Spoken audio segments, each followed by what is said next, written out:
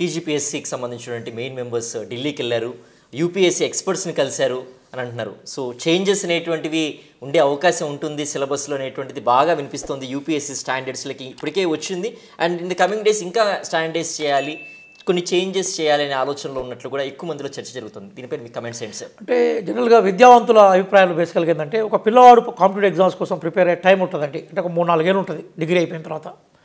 అతను ఎక్కడో దగ్గర సెటిల్ కావాలి. ఆ 3-4 ఏళ్ళు సీరియస్గా ప్రిపేర్ అయిన తర్వాత కూడా ఎక్కడో దగ్గర గవర్నమెంట్ జాబ్లో కానీ జనరల్గా ప్రైవేట్ సెక్టర్లో సెటిల్ కానప్పుడు ఆ 4 ఏళ్ళ జీవితం వృధా అవుతుంది. కాబట్టి ఒక ప్రిపరేషన్ అన్ని ఎగ్జామ్స్కి ఉపయోగపడాలని ఒక వాదన నడుస్తుంది. ఉదాహరణకి పబ్లిక్ సర్వీస్ కమిషన్ ప్రిపేర్ అయిన విద్యార్థికి యూపీఎస్సీ ఎగ్జామ్ కూడా అటెంప్ట్ చేసే నాలెడ్జ్ ఇక్కడ రావాలి. యూపీఎస్సీ ప్రిపేర్ అయ్యే అభ్యర్థి PSC public service commission APPSC అయినా తెలంగాణ పిఎస్సీ అయినా కూడా రాయగలిగే ప్యాటర్న్లో ఎగ్జామ్స్ ఉండాలి. అప్పుడు ఏమైందంటే వన్ ప్రిపరేషన్ 2 ఎగ్జామ్స్కు ఉపయోగపడేలాగా ఉండే అవకాశం ఉంటే విద్యార్థికి ఉపయోగపడుతుంది. అయితే అదే సందర్భంలో 2 తేడాలు కూడా ఉన్నాయి. యూపీఎస్సీ అనేది ఆల్ ఇండియా ఎగ్జామినేషన్.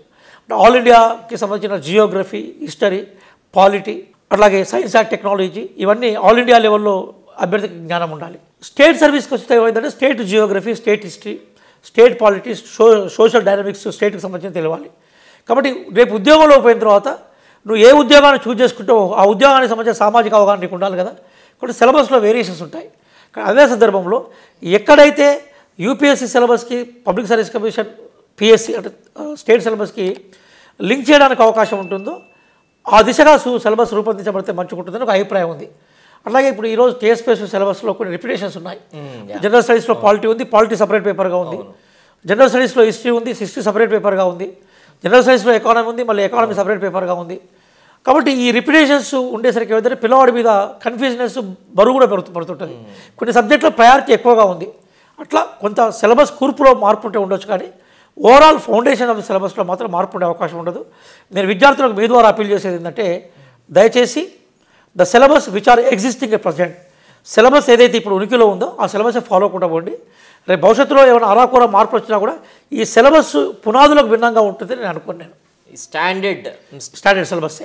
ఇక్కడ ఇది హరగోపాల్ గారి ఆధ్వర్యంలో అనేక మంది ప్రొఫెసర్స్, యూనివర్సిటీ వైస్ ఛాన్సలర్స్ రూపొందించే సిలబస్ ఇదే కంటిన్యూ కావడానికి అవకాశం ఉంటుంది. ఎకానమీలో ఏమైనా చేంజెస్ ఎక్స్పెక్ట్ చేయొచ్చా సార్? మంచి క్వశ్చన్ అడిగారు సిద్ధేశ్వర్ గారు. ఎందుకంటే ఎకానమీలో ఎందుకు మార్పులు వస్తే అవకాశం ఉంటుందంటే సెంట్రల్లో యూనియన్ బడ్జెట్ రూపొందించడంలో సేమ్ గవర్నమెంట్ కంటిన్యూ అవుతుంది. ఆంధ్రప్రదేశ్లో ప్రభుత్వం మారింది, తెలంగాణలో కూడా ప్రభుత్వం మారింది. ప్రభుత్వాలు మారినప్పుడు ఏమైందంటే ప్రభుత్వ ఆర్థిక విధానాలు కూడా మారుతూ ఉంటాయి, పాలసీలు మారుతుంటాయి, వెల్ఫేర్ స్కీమ్స్ మారుతుంటాయి. కాబట్టి వాటికి అనుగుణంగా ప్రిపేర్ కావాలి. అయితే ఎకానమీ విషయానికి వస్తే ఏంటంటే మన వెరీ రీసెంట్గా గ్రూప్ 1 ఎగ్జామ్ కానీ గ్రూప్ 2 ఎగ్జామ్ కానీ ఇప్పుడున్న రేవంత్ రెడ్డి గారి గవర్నమెంట్ అంటే కాంగ్రెస్ గవర్నమెంట్ పవర్లోకి వచ్చాకనే ఎగ్జామ్ జరిగాయి. కాబట్టి ఎకానమీలో ఏ మార్పులు అయితే అవసరమో ఆ మార్పులన్నింటినీ ఆల్రెడీ సిలబస్లో చేర్చారు. మళ్ళీ ఇప్పుడు నూతనంగా ఆ మార్పులు మళ్ళొకసారి ఉండే అవకాశం ఉండదు. ఏదైనా ఫుల్ స్టాప్ కామాల్ లాంటి మార్పులు లేదా ఏదైనా కొత్త కాన్సెప్ట్లను చేర్చడమో తీసేయడమో ఉంటుంది తప్ప దాదాపుగా ఎకానమీలో మాత్రం 90% మార్పులకు అవకాశం లేదు.